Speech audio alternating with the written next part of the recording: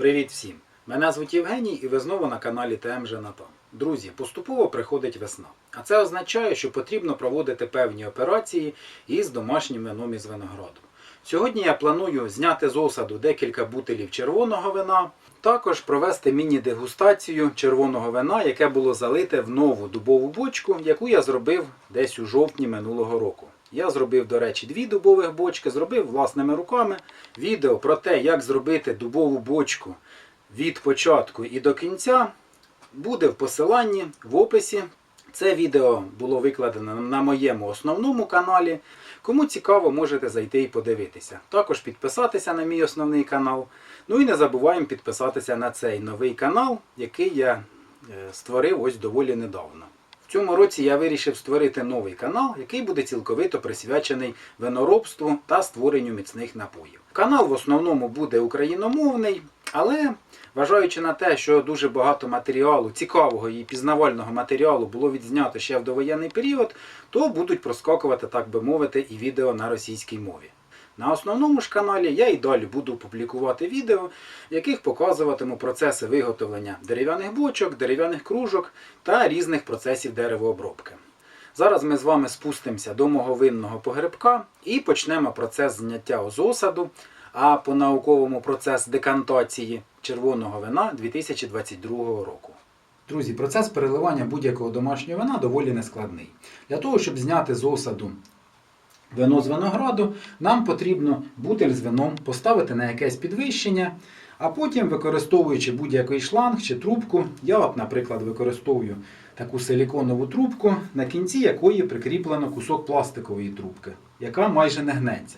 Для чого я використовую цю пластикову трубку? Вона пряма, нею досить зручно доставати аж до дна бутиля, таким чином регулюючи глибину чи висоту забору вина. На відміну від силіконової, яка ось згинається, вибачте, як хрен в ополонці, вона не скручується і не зачіпається за стінки бутиля, тому нею досить зручно проводити зняття з осаду і переливання. Встановивши бутиль на підвищення, в даному випадку я використовую звичайну табуретку, знімаю гідрозатвор,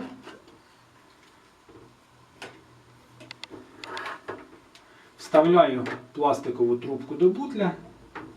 До речі, ось тут на стінці досить гарно видно, як трубка йде донизу.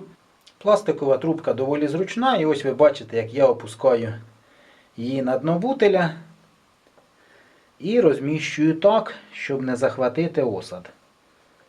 І починаємо процес декантації.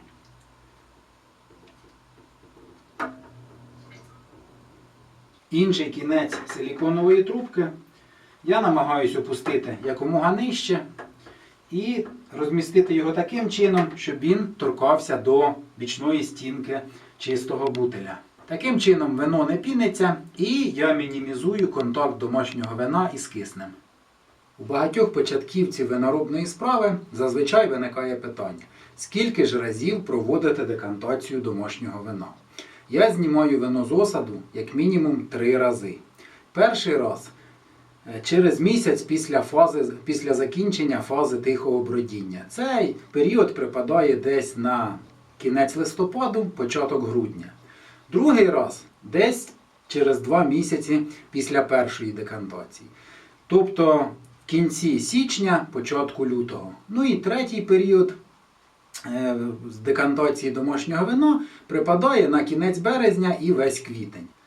Тобто в залежності від того, який сорт винограду, коли він був зібраний, як вино відбродило, тобто було тепло чи холодно, коли холодно, вино броде набагато довше. Після закінчення бродіння ви починаєте відлік і на протязі, скажімо грубо, півроку ви проводите 3 декантації або зняття вина з осаду.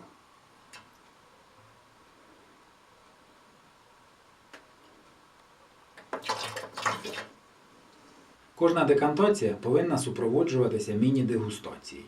Для цього я набираю невелику кількість вина до бокалу, аби оцінити його смак та аромат. Вино дуже ароматне, чути віддалено виноградом,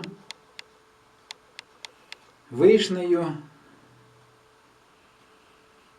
Ну і трошки квітів. Такий аромат у мене вперше. Виноград я використовую вперше. Виноград пізнього терміну визрівання, тобто в листопаді вино ще активно бродило.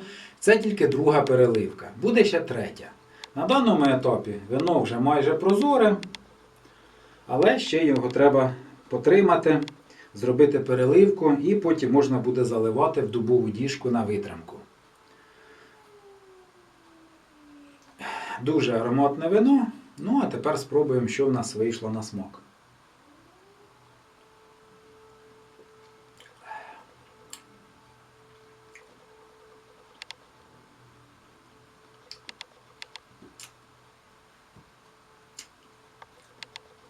Вино ще різкувате, але вже доволі смачне.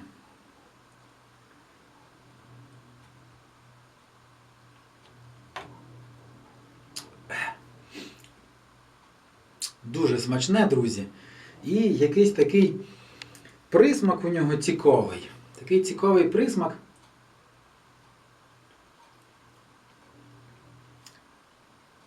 Не знаю, з чим його, навіть як його назвати, але доволі цікавий і доволі смачний. Дуже-дуже приємний смак. Також сьогодні я хочу злити домашнє вино ось із такої 50-літрової дубової діжки. Дані дві дубових діжки я зробив у жовтні минулого року, тому що об'єми вина, яке я виготовляю, збільшуються, бочковий парк теж потрібно збільшувати. Ну і враховуючи те, що перша бочка, яку я зробив для витримки вина, вже працює десь 3-4 рік, поступово потрібно обновлювати бочковий парк. Ось в них залито вино, витримується 3 місяці. І я думаю, що сьогодні я спробую вино, яке в мене вийшло на смак та аромат після 3 місяців витримки в цій бочці. І далі прийму рішення, тримати його там ще, чи вже потрібно зливати. Які терміни витримки домашнього вина в дубових діжках? Еталоном витримки червоного вина в дубовій діжці є витримка протягом року в бочці об'ємом 225 або 228 літрів. Але враховуючи те, що об'єми бочок у мене набагато менші, тобто максимальна бочка це 50 літрів, я рекомендую витримувати в таких бочках вино на протязі десь 3-4 місяців. Це що стосовно нової бочки. Якщо ж бочка вже працювала певний час, вже в неї заливалося там 2-3 або й більше разів вино, то тоді терміни потрібно збільшувати.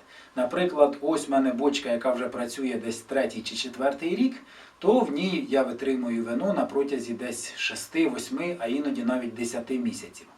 Постійно, так скажемо, дегустувати вино, пробувати його на смак та аромат, щоб не перетримати, щоб нас на виході ми не отримали плінтус так званий, і тоді зливати вино і заливати нову партію. Сьогодні я продегустую вино з оцієї бочки, подивлюся, що в мене вийшло на смак та аромат, і тоді вже прийму рішення. Буду я зливати це вино і заливати нову партію, чи потримаю його ще.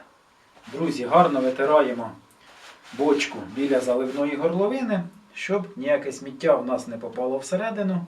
І зараз будемо проводити дегустацію. Я вже підготував ось такий зливний рукав, щоб злити вино із нержавіючої сталі, з бочки з нержавіючої сталі до дубової діжки. Це на випадок, якщо мене влаштує смак та аромат. Що ж надає дубова бочка домашньому винові? При витримці домашніх вин у дубових діжках вино стає більш благородне, більш дороге, так би мовити.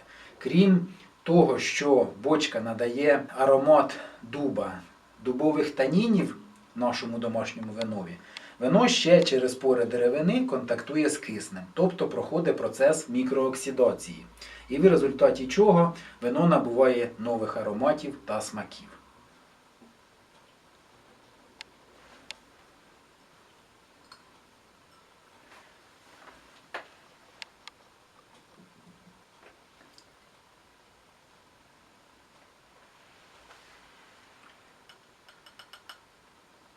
Я набрав невелику кількість вина у скляний бокал і зараз поділюся з вами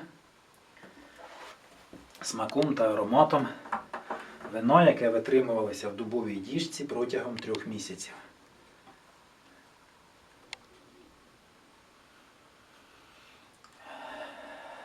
Друзі, аромат просто неперевершений.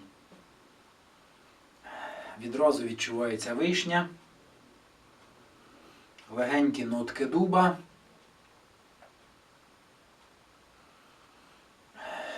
і десь далеко, так, можливо, трошки чорносливу. В основному такі вишневі аромати. Хоча нагадаю, що це вино зроблене з винограду.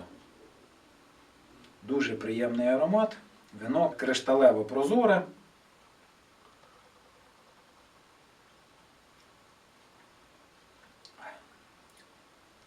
Смак доволі збалансований, ледь відчувається кислота.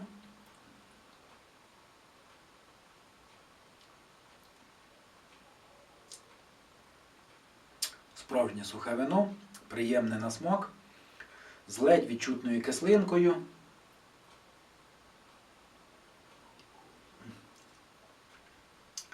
І щодо витримки, напевно, потрібно вже зливати.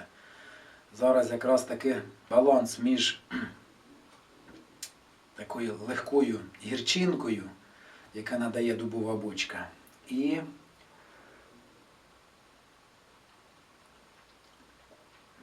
вишневим смаком вина. Тобто вино потрібно злити, щоб не перетримати. І в цю бочку я залю наступну партію червоного вина. Ну і користуючись нагодою, як завжди, я хочу підняти тост. Я хочу підняти цей бокал за ваші сім'ї, друзі, за ваших дітей, щоб у вас всіх було мирне небо над головою. За вас.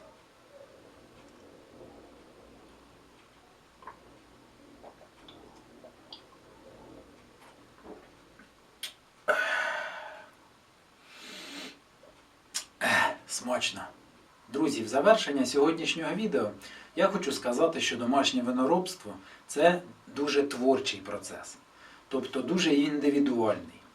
Для когось витримка вина в дубових діжках – це зайвий процес.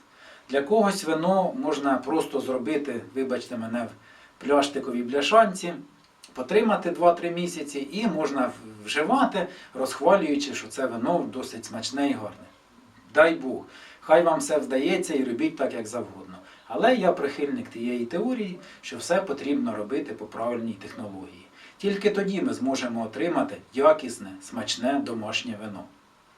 От і цього разу я скуштував вино мені сподобалось, і воно відправиться далі на подальшу витримку. Спочатку в нержавійці, потім розділю його по скляних пляшках. І воно продовжить свій шлях до так званого домашнього шедевру, яким буде не соромно почастувати друзів і порадувати всіх смачним та ароматним домашнім вином. Кому сподобалося відео, ставте лайки, діліться відео з друзями та підписуйтесь на канал. До нових зустрічей!